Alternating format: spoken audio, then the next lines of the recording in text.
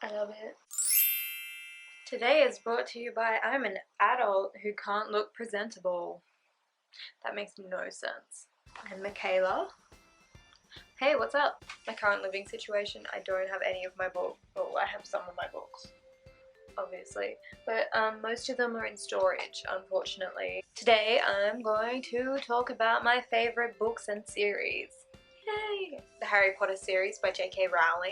Rowling. You know who I'm talking about. This one started my love for series, and this edition that I have has Nicholas Flamel on the back instead of Dumbledore, and I really like that. One, because I don't really love Dumbledore a lot, and two, I think it's better. Yeah, I love Harry Potter so much. I have Gryffindor robes, Slytherin scarf and tie, which is stupid. I don't know why I got Gryffindor robes. I was 19 and was like, I'm gonna get Gryffindor, even though I know deep in my soul I'm a Slytherin. I just wanted to dress up as Hermione. My other favourite series that I started about the same time as Harry Potter was Princess Diaries series by Meg Cabot. The books are so funny. I basically love anything Meg Cabot writes. I've never read a book of hers that I didn't like, I think. She's almost an auto-buy author for me. I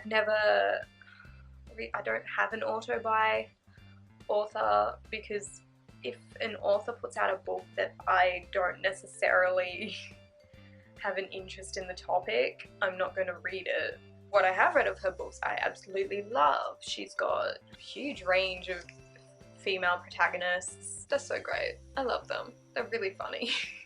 She's got a great sense of humour. The Del Toro Quest series by Emily Rodda. I think I read the second series first.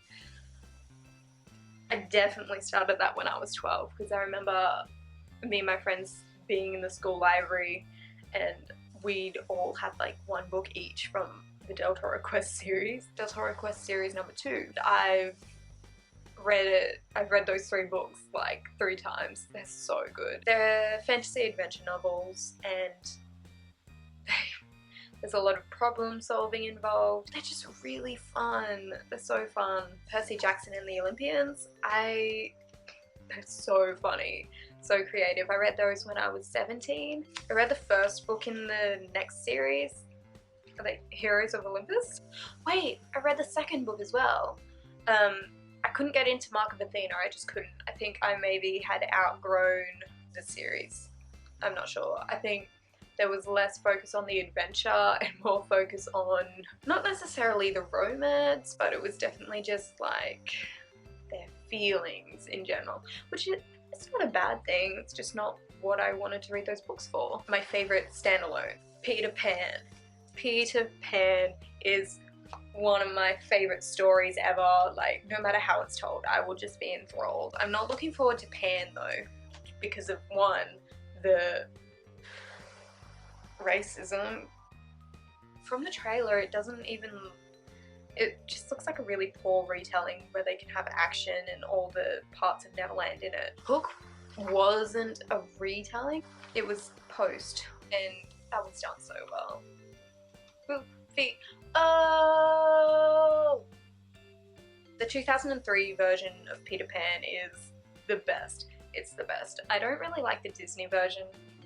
I don't know why I'm talking about film. It's because I love film. I can talk about film for hours. Literal hours. I could talk about Peter Pan for hours, so I'm gonna stop. My next favourite book of all time. Woo! The Night Circus by Erin Morgenstern. Wow. Wow. I've never read a book more whimsical than this one. Peter Pan comes close, but oh my god. Oh my god. Oh my god. Oh wow. Oh my god. I read this early 2012, just after it first came out. I have read this, fallen in love with it, fallen in love with the characters. My friend bought it for me for my 18th birthday. Thank you, Genevieve. Thank you so much. I've watched people's book talks on it, and I definitely understand where they're coming from there's not as much emotional depth as I would have liked, but I don't care. I remember crying because this brilliant book was over. Whimsical. It's like a cross between Peter Pan and The Prestige, if you've seen that movie. So good. It's one of my favourite movies. Prophecy of the Gems by Flavia Bourgeois. I'm not sure. I think she wrote this book when she was 13 and she's French. I don't think they print it anymore because I can't find it to buy anywhere except for Abe Books, and it's all secondhand, which I don't mind because that means I can get it for cheap. I just hope it's not going to be really roughed up. I read this such a long time ago, but it's one of those stories that sticks with me. I don't remember why, I just loved it. It's about 3 teenage girls, Jade, Opal and Amber. Fantasy. And there's something about a war and they're on a quest to find something. I remember there's something about someone being in a coma, and I think it... spoilers.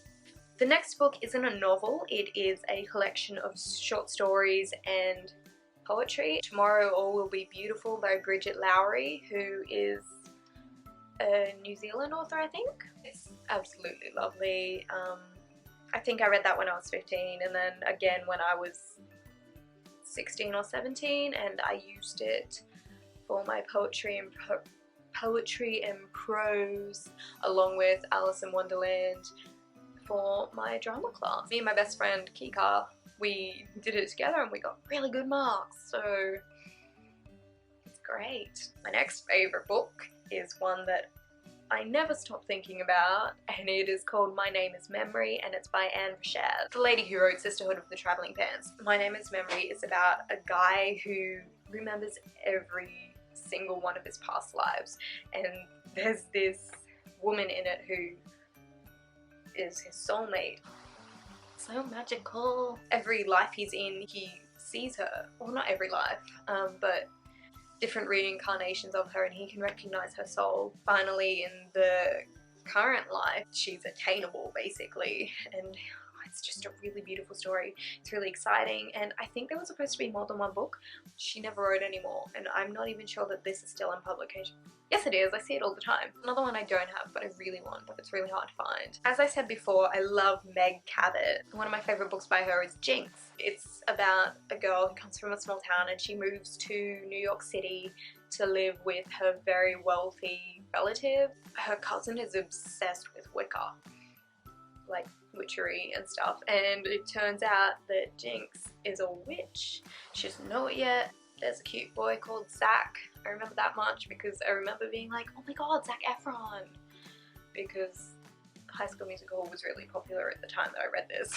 Catching Fire from the Hunger Games series is, oh, I love it. The idea of the arena was just so captivating to me, and I just really liked Catching Fire. Pearl, oh my god, Everlark, Five Ever. Recently, I have fallen in love with Paper Towns. I don't know why, I just love it a lot. That was really messy video, and I apologize, and I apologize more for leaving out the A that should have been in that sentence. I never know how to sign these off. Bye! Sometimes I pretend I'm Ariana Grande, and it's not at all. Wrote Sister series by my favourite book is not that one.